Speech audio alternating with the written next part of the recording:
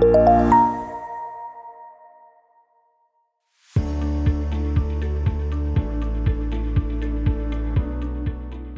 Matt with GulfStar Homes, here today to do some quick tips and walkthrough items for your GulfStar home.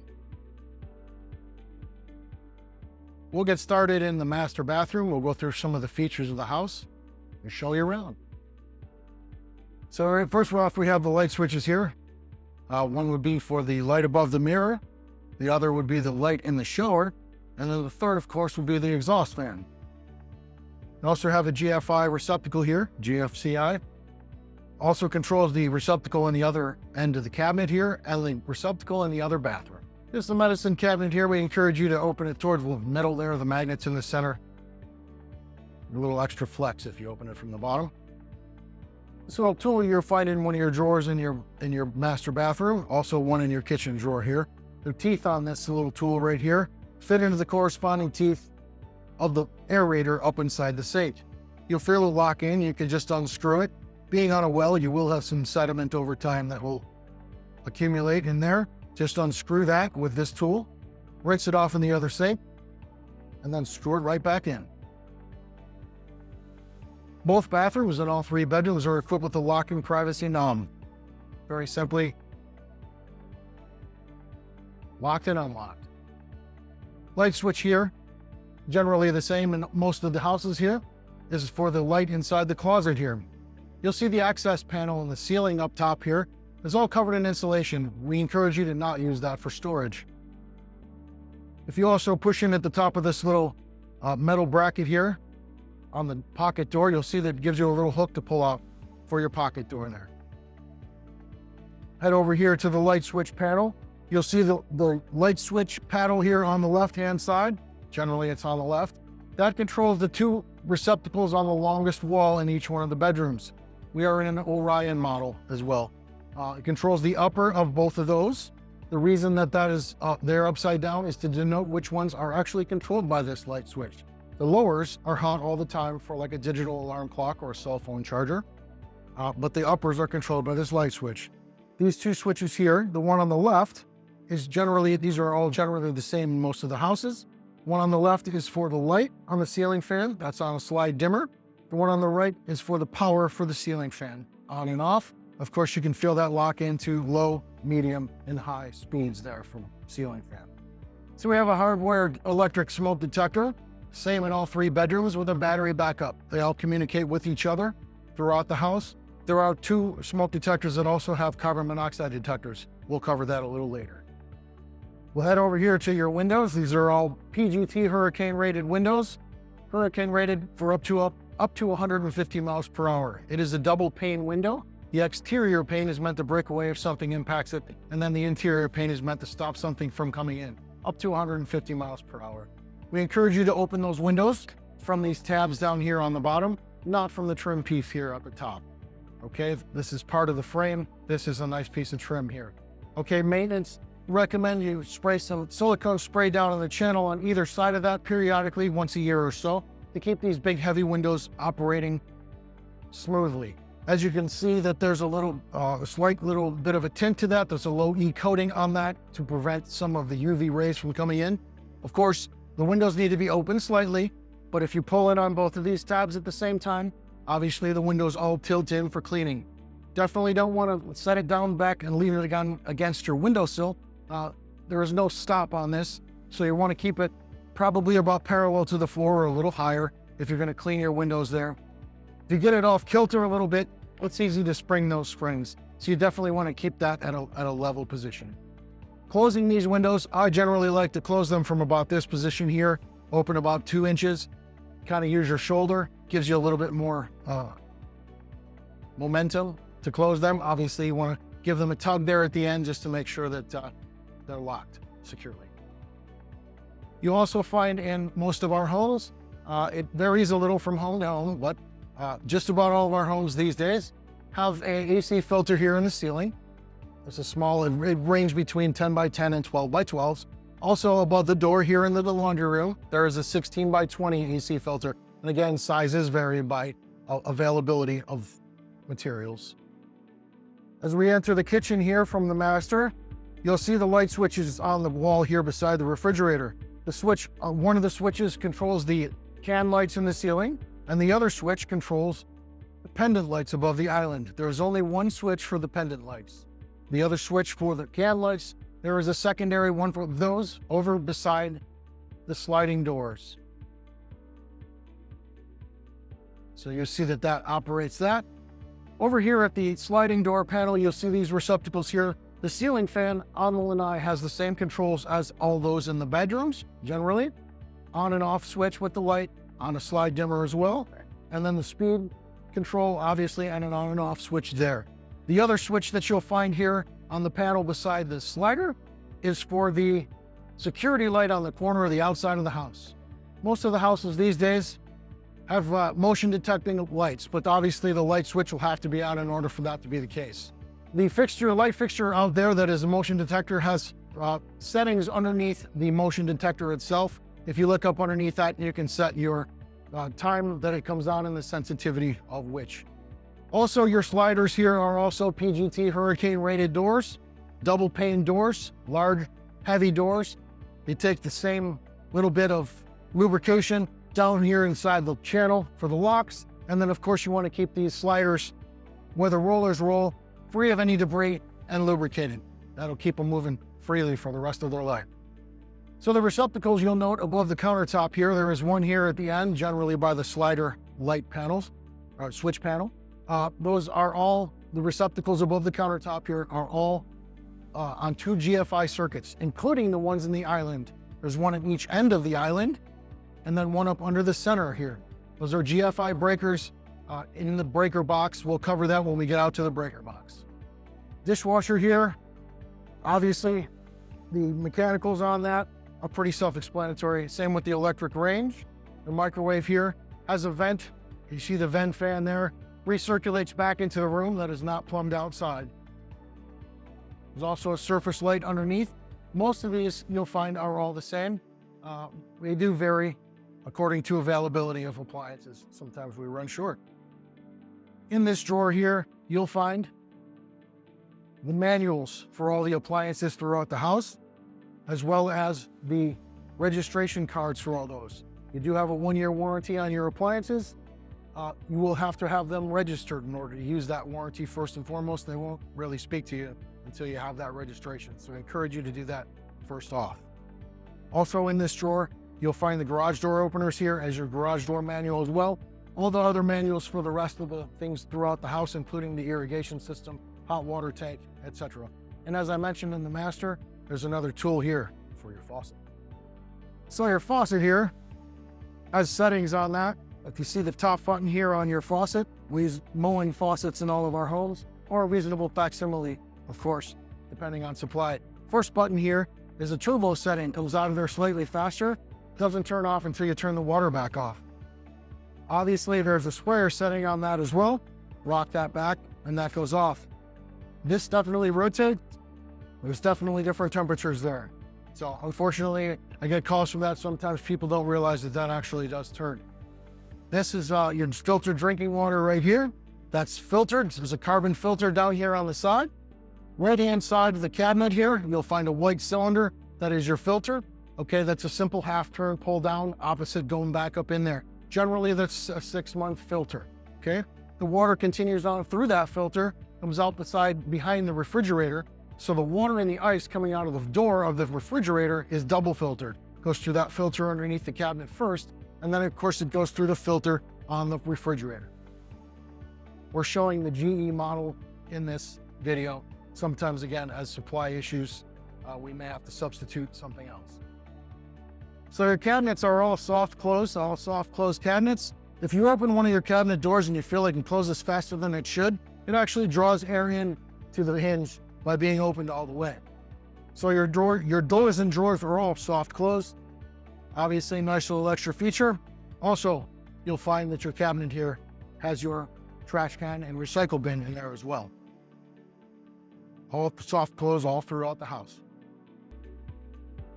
The only switches for the ceiling fans that are any different are the ones that are in the living room right here.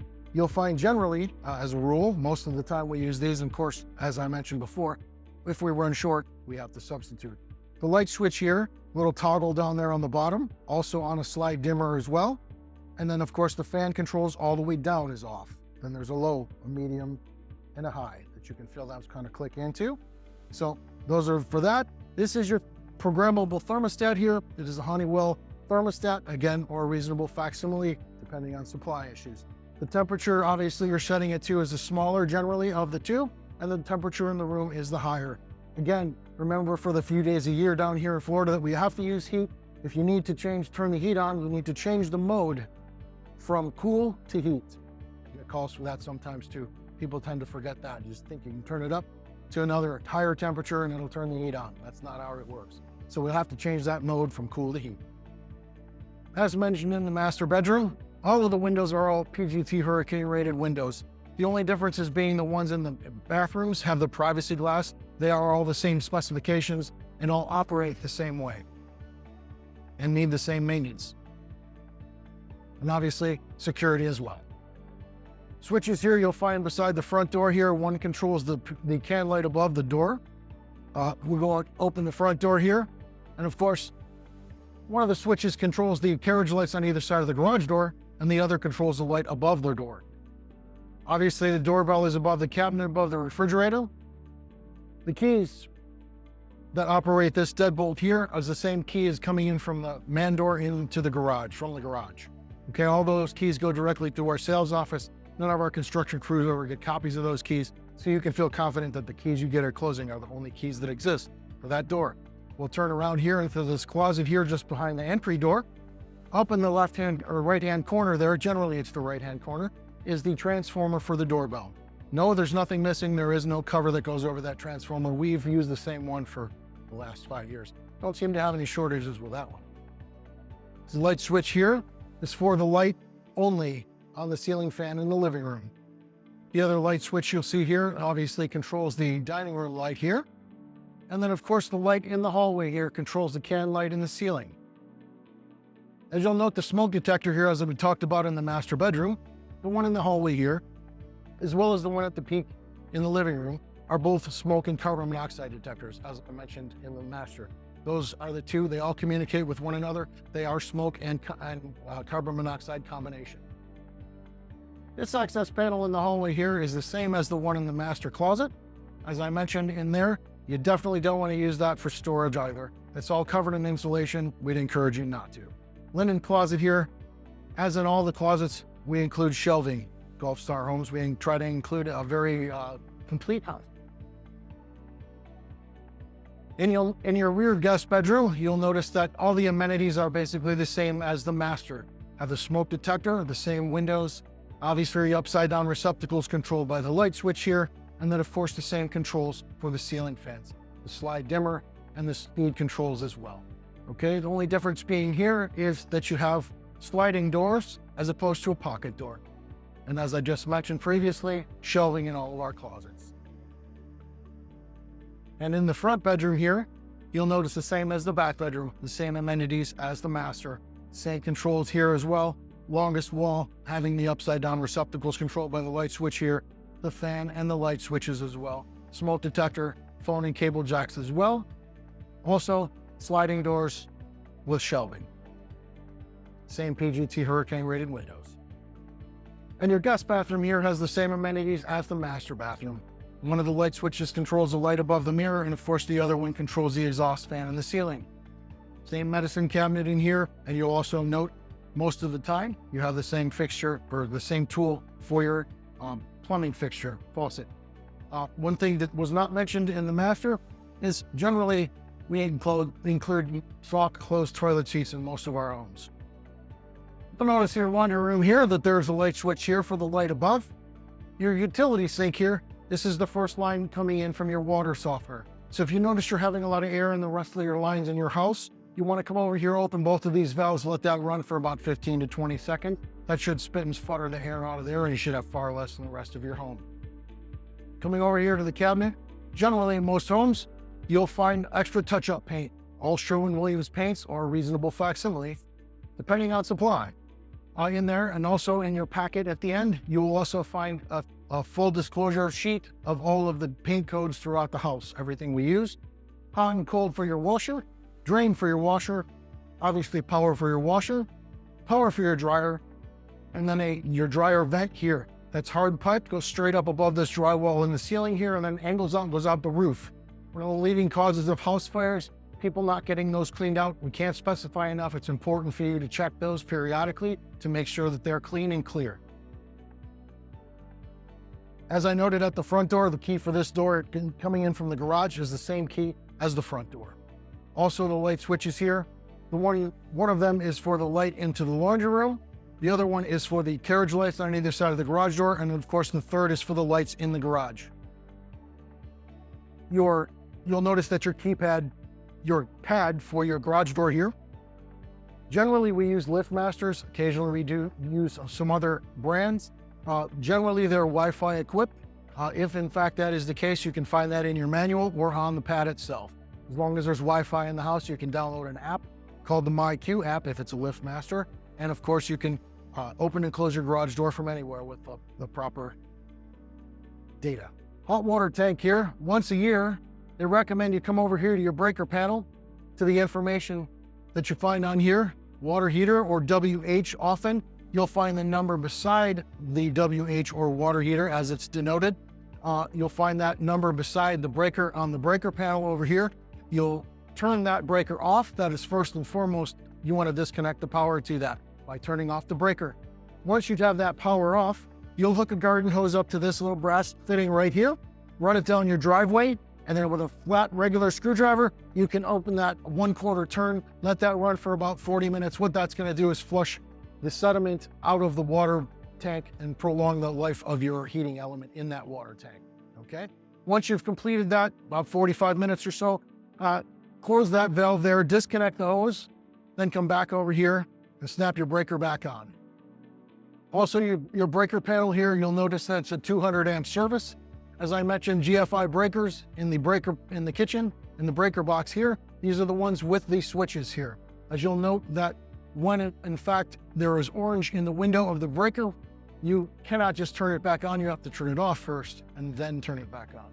Okay, plenty of extra space here for anything extra you'd like to add. You need to add for electric vehicles or pool or what have you. Everything is very clearly labeled as to what's what. Of course, there's that. And of course, we have the irrigation system here. If in fact your house is on a well or has a well and it is equipped with the irrigation system, some of our homes are on city water and do not include irrigation. But if this one in fact does, you'll see on the screen right here, it says off with an umbrella icon. That means that it's rained recently and it's sensed that it's rained and it won't turn the irrigation clock on. The only settings you should really ever have to change is you'll turn this knob once to the right for your date and time. If the power goes out, a lot of times that will happen. It will reset to 2013. That's when they started making this clock. That's what it reverts to. Obviously, you can change that, as you can see, with the plus and minus, and then obviously the left and right arrows. You turn it to the right once, gives you the month, the day of the month, and then of course the time of the day. Okay, you can of course change that with the plus and minus. You'll then turn that back up to run for that. Okay, your programs here, generally I set them to come on at 3 a.m. I set them to come on at 3 a.m. because they come directly from the well. They do not go through the water softener. Okay, so they smell like well water. That's generally why people run them in the evening or early morning. Okay, you can flip that down here. That's the start time. You flip it down here to run times. You'll see that predominantly most of our homes have 3 zones in the irrigation clock. Zone 1 and Zone 2, again, you can change those by the left and right arrow here. Zone 1 and Zone 2 are the articulating style sprinklers generally. Those need to be run about 10 minutes longer than Zone 3. Zone 3 are the type of sprinklers that pop straight up, and they also include the mist lines. So they don't obviously rotate, so they just spray straight out. They need a little less time. I set them generally to come on Tuesday, Thursday, and Saturday, running at 3 a.m., starting at 3 a.m. and running those 3 zones, okay? So that's pretty much everything you should ever have to do. You should never have to change much on this, unless, of course, there are watering restrictions that may come later by the city of Newport. On your fold-down ladder, if your house is equipped with one, obviously on the vertical here of the truss, you have a light switch.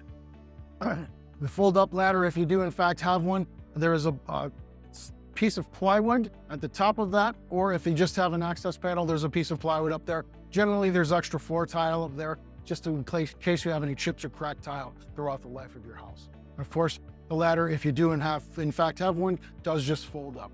Just want to be cautious with that. You don't want to slam it. Anything that's screwed or nailed together in wood obviously loosens up over time if you slam it. That's all. On your garage door opener, if you are not aware, this red rope right here, if you pull this down, that allows you to operate your garage door manually. Also, the keypad on the outside of the door here, I'd recommend you change the code to this, because you definitely don't want our construction crews having that code for long-term use. There are instructions inside the lid here, also inside the manual in the drawer beside the refrigerator. All the spigots attached to the outside of the house are all going through your water softener system, okay? So they will, that is the same water you're getting out of your sinks, your tubs, your shower. That is, just keep in mind that if it hasn't been used recently, it may smell a little stagnant as it's been sitting stagnant in the water. You'll also see the rain sensor that I spoke about at the irrigation. If you have irrigation, obviously that's off the side of the gutter there. That's the rain sensor for that. AC compressor here, obviously on the outside. Next to that, you'll find your condensation line. It's very important to have that checked once every spring. We'd recommend you just have that checked out once every spring to make sure that drain line is clear. You don't want to have problems in the future of your health, of your AC unit in your home. So water equipment here, your softener and your sulfur block here. As you'll pull these covers up off here, watch for frogs. You'll see the clocks on that are pre-programmed. They're pre-programmed to come on periodically, regardless of whether or not the water is being used in the house. Okay, so that means that, watch for the frogs. That means that this salt tank here, the level in this salt tank needs to be maintained, okay? You never need to let that get empty. So very important, it can damage the system if you let that run low. Also, you want to keep this between 1/3 and 2/3 full. You never want to fill it up past the float. There's a little lug here on the pipe, so you can clearly see when you pull the lid off. It's quite obvious where that is. You definitely want to keep it below that. I've seen people overfill them, trying to beat the system. That's not good for the system either. That forces it to fill up with water. It's not working optimally there at that point. Behind this water system here, this equipment here, you'll see the shutoff valve, the main shutoff for inside the house. It's simply perpendicular to the pipe is off, and then of course, parallel to the pipe is on. That's the main shutoff for the house. If you're on city water, you'll find that valve generally in the same area. You may find it somewhere else on the other side of the house perhaps, but it's always the same type of valve. So obviously the water equipment here goes into a GFI receptacle. You just want to, if you're going to open that to check that, just want to make sure that you check your lines, your wires here, and you don't pinch them inside your box there, okay? You can also check to see if you have power to that, just simply by shading the tinted cover that's on the larger of the two, just to see if the clock is on. Obviously, you have power there if that's the case.